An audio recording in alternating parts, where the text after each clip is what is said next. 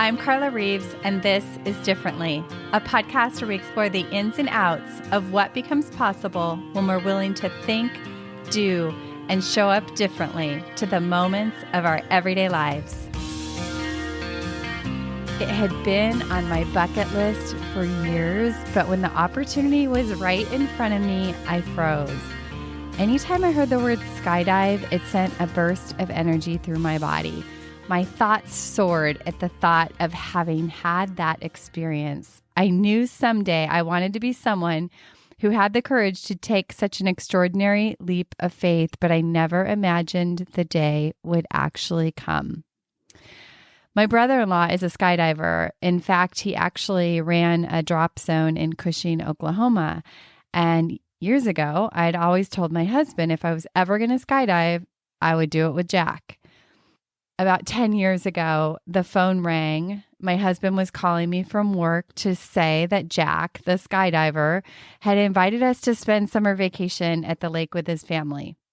And that at the latter part of the trip, we'd head to the drop zone, and if I wanted to skydive, I could do this. Yeah, that sounds great, babe. That sounds great. We hung up the phone, and I thought, oh crap. My head was spinning. Here I had been saying for years I wanted to skydive, and now the opportunity was actually here. Truth be told, part of me inside was leaping, yes, and the other part of me wanted to rewind and delete everything I had said. My mind raced from yes to absolutely no and every nook and cranny in between. As you probably know, at this time, I had 2 young boys and I was married. And yes, it was on my bucket list, but now I was the mom of 2 precious young boys. A lot had changed. A few days passed and I landed on a firm and confident no. I told myself it would be the most careless and irresponsible thing I could ever do as a mother. In my head, I thought, oh no, what if the parachute didn't open? What if I died? What if my boys saw the whole thing? What would people think? That would be the most irresponsible thing I could do as a mother. This was my story, and I was sticking to it, fully and completely justified, right? My husband listened to all my spinning thoughts over the days after, and several days later, the phone rang, and it was Kim, a friend, coach, and business partner at the time. Sidebar, my husband had reached out to her because he knew she could get through to me. And she said, hey, Carla, I hear you guys are headed to Oklahoma and going to go to the lake with your family, and that you have an opportunity to go skydiving, but you're not doing it. And I launched into all my ultra responsible thinking and told her that would be the most irresponsible thing I could ever do as a mother. And she said 13 words that I will never forget. What if your greatest responsibility as a mother is to show your children how to live fully? Her words literally stunned me. All the thinking I had been doing fell to the ground. She gave me a gift in that moment. She returned me to myself and who I had declared myself to be in the world. After all, at that time, I was a coach. I was helping leaders break through their own self-imposed barriers to live more fully. And here I was completely locked down in my own. I left the call with a lot to think about. Kim's words knocked down all the fear in me long enough to pause and reconsider skydiving, or maybe even consider it for the first time. In the coming days and weeks leading up to our trip, I'd remember my bigger purpose, and I promised myself that I wasn't going to make a decision. So I wasn't a no or a yes, but that I would just trust my instincts, pray about it, and know that the right choice would reveal itself. I'm not going to lie. I wrestled with bucket loads of fear and the idea of being irresponsible over and over again. Fast forward 4 days into our vacation, we're on the boat, we're fishing, relaxing, connecting, laying in the sunshine. And in the back of my mind, the questions were relentless. Was I going to jump out of the plane? Was it the right thing to do? What would others think? Would I live? What if I died? And on and on and on. The moment of truth had almost arrived. It was the last day on the lake, and I had a very restless night of sleep, tossing and turning in my bed and in my mind. The next morning, we hopped in the car and drove 4 hours to the drop zone, my mind racing, my stomach churning. In the midst of the uncertainty in the car, I don't remember exactly what point it was, but all of a sudden, a very different kind of vision began to surface. And I began to imagine the parachute lifting and my feet hitting the ground, seeing my boys and husband below waving to me as I was soaring down, and the smiles, the exhilaration, the storytelling, and the knowledge that I'd taken an ultimate leap of faith. Once I imagined it working out, everything began to shift. We spotted the drop zone from the road, a white structure with the words skydive in big red letters. We circled around and parked the car and made our way out to the front. The place was buzzing. People were sitting around on couches, watching and waiting for their loved ones to take their big leap. My eyes landed on the electronic listing of skydivers for the day. I'd already been put on the schedule. 1 hour from then, I was scheduled to take my big jump. My niece actually ran the drop zone at the time, and she took the liberty of putting me on the board, even though I hadn't fully committed. I still thank her for that today.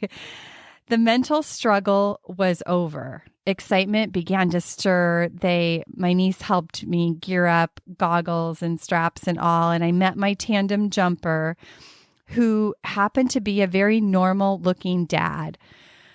It was really comforting thinking that if a dad can be out there every weekend jumping, surely I could do this once. We hopped on the golf cart and headed for Jack's plane.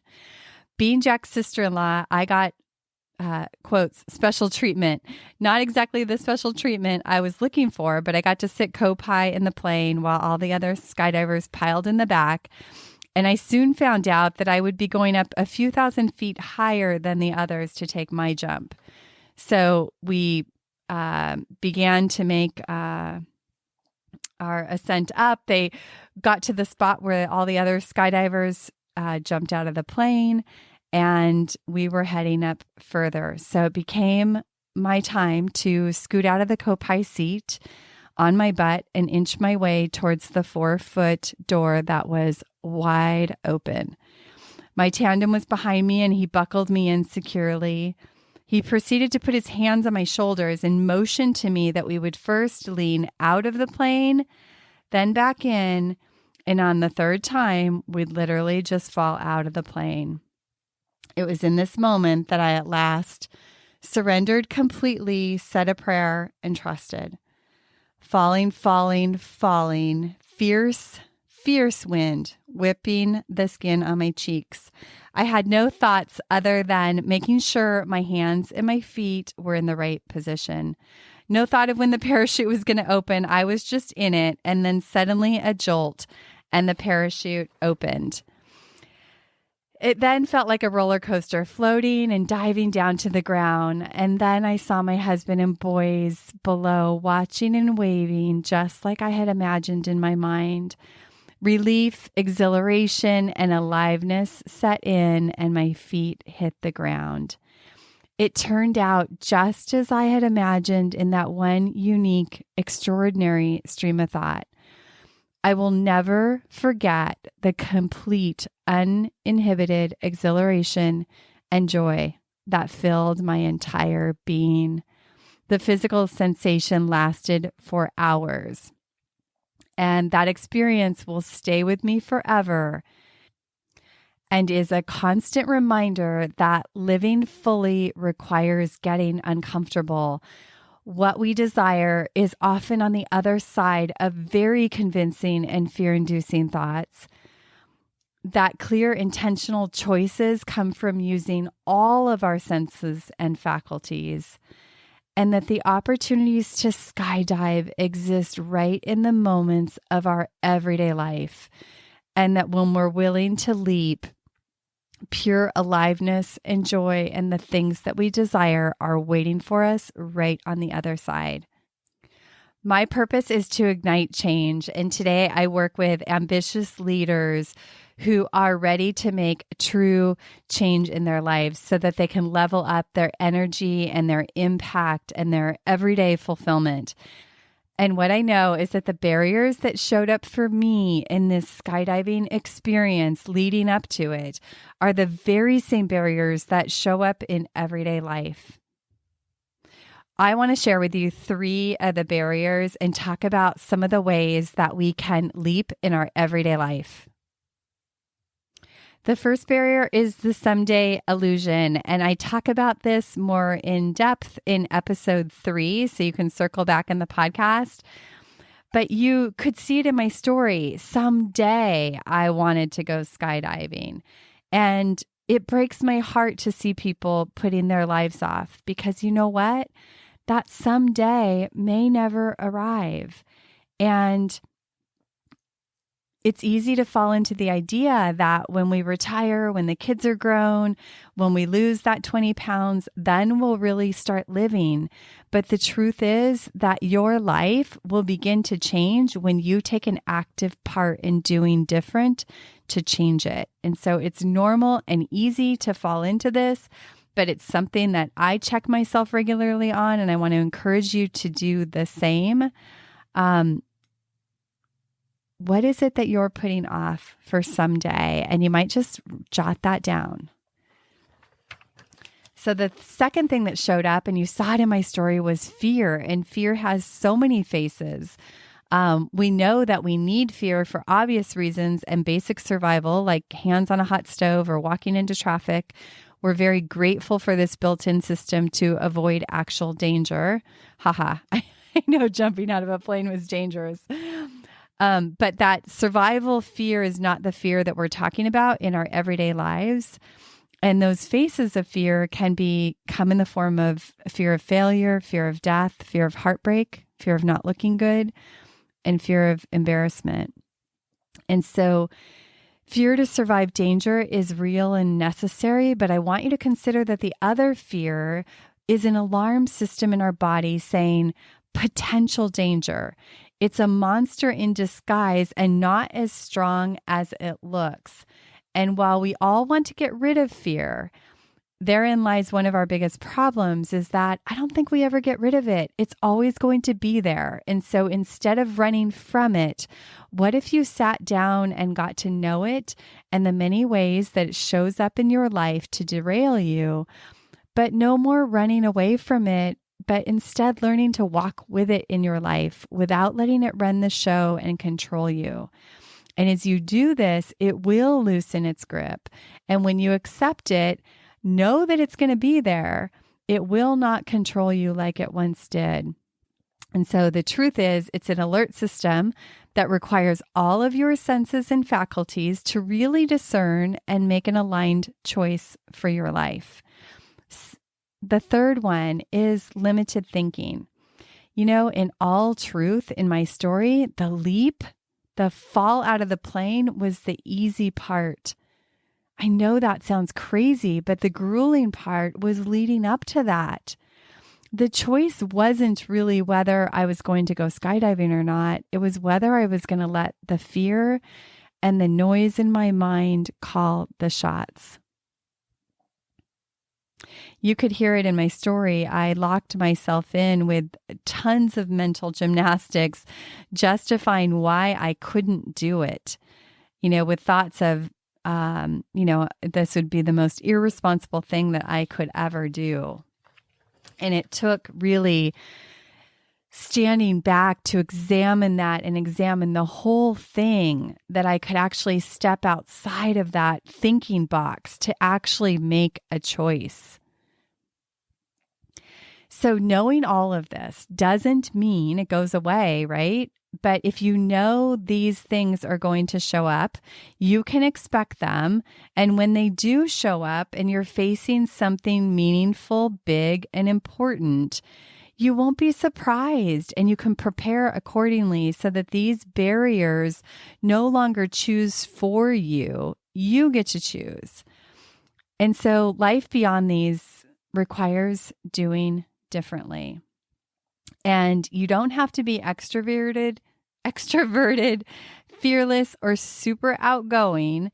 I want to invite you into the idea of everyday leaping. This has nothing to do with skydiving. And it's everyday leaping is for people who are committed to something bigger for their life and willing to show up in the face of your feelings for the sake of something much bigger. And I have to believe that if you've been listening to this podcast for a while, this is you. So the first step, how do we do that?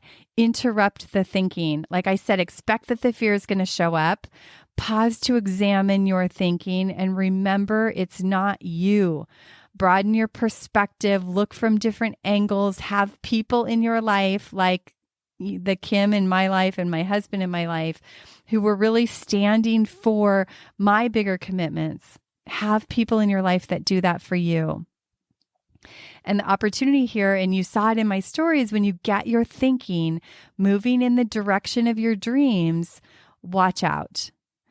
A lot shifted as that happened. The second one is leverage your imagination. And so instead of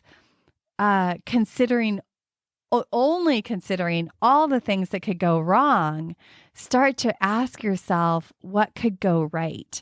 And that was that moment in my story driving in the car where suddenly that my imagination started to look at what if it went right? What if it went well? And so that's a powerful shift in perspective, and that's one you can create for yourself.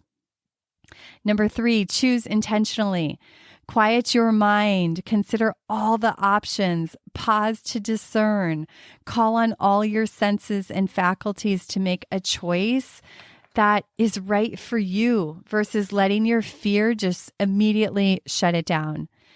Number 4, let your commitment lead the way. Knowing your larger commitments in life, in that moment when Kim handed me back to myself and basically said, what if your greatest responsibility is to live your life fully for your children? In that moment, I knew this is who I declare myself to be. And I had a moment of choice. Was I going to show up as the mom and person and coach that I commit myself to being? Am I going to align my actions to that? Or am I going to let fear run the show? When fear shows up, it's your reminder to pause, broaden your perspective, call on all your faculties. It doesn't mean you will do it or say yes, but it's your opportunity to really discern versus assume that fear is right. I have a deep desire for adventure, and while skydives and hikes into the Grand Canyon are amazing, I'm even more interested in the deep, rich, creative adventures that await all of us every morning we wake up and throughout the day. And so I want you to start thinking about everyday skydives and what that might mean for you, because while lots of us want big changes in our life, what I know to be true is that big changes can feel overwhelming and unrealistic and often just get pushed out to someday. But when you start to focus on the tiny moments of your life and shifting the way you show up to them, those little shifts and changes ripple to the larger changes that you want. And that can begin with 20 seconds of courage and a leap. So let's talk about just a few examples of where a leap could come into play. So consider these challenges, like being tired of not having any work-life balance, or feeling stuck at work and dreaming that things will be better somewhere else, or feeling frustrated by lopsided relationships where you're always the one giving. So some potential leaps in these areas of life could be with regard to no work-life balance, maybe you make a different choice today. So instead of feeling frustrated by no work-life balance, what could you do today that would give you a feeling of balance in your life?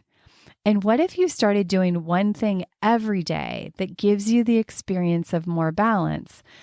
It will happen in the moments, and those little moments where you create a little bit of balance are going to grow and become larger to creating balance in your life. So it really does begin with one simple step and taking responsibility for creating that sense of balance right where you are.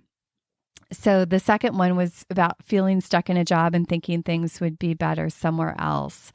So what if today you actually took action on that? What if you gave yourself permission to actually explore other jobs? This often will happen with clients where I'll be like, just give yourself permission to go look, go explore, see what's out there. Give yourself freedom to actually make that change. And what I know is that sometimes when you do that, when you have the freedom to leave, you actually find that you want to stay, or you discover something that helps you take that next step to actually leave. And the third one, frustrated by lopsided relationships because you're always the one giving. What if you began with one relationship in your life and started making some new moves in that relationship? What if you started to teach that person in your life how to be in relationship with you now? And you can do that with a ton of loving kindness. You know, we have to realize that we've taught people how to be in relationship with us up until this point, whether we realized it or not. But it's never too late to say, hey, I know I've always done that, but I can't do that anymore. And here's what I can do. And so you can start to make some new moves in that relationship. And again, little, small, courageous leaps. So remember the day on the phone when Kim said to me, what if your greatest responsibility as a mom is to live your life fully? I want you to just take that into your own life. What does that mean to you? How does that translate? What do you hear in that for yourself? And who do you want to be in your everyday life when it comes to work, relationships, parenting, marriage? What if you let your larger commitments lead the way more of the time? And what leaps can you make in the coming moments and days that will reflect these choices? So here's to everyday skydiving. And remember, it's for you, people who are committed to something bigger in their life and willing to show up in the face of their feelings for something much larger. So take a moment to make a list of all the ideas that stirred as you were listening to this podcast and get leaping into your everyday life. Connect with me on Instagram and come share your stories. I can't wait. Thank you for tuning in to this episode of Differently. I hope it stirred your thinking, and I invite you to take one inspired action from something that stood out to you. If you love listening to this podcast, may I please ask you to leave a review in Apple Podcasts. These mean so much to me. I read every one. They help to grow the podcast, and honestly, on some days, they give me the fuel to keep going. If you want to hear more conversations like this, hit follow on your favorite podcast app and help me spread the word. If this episode could impact someone you know, please share it and pass it along. Remember, episodes drop weekly.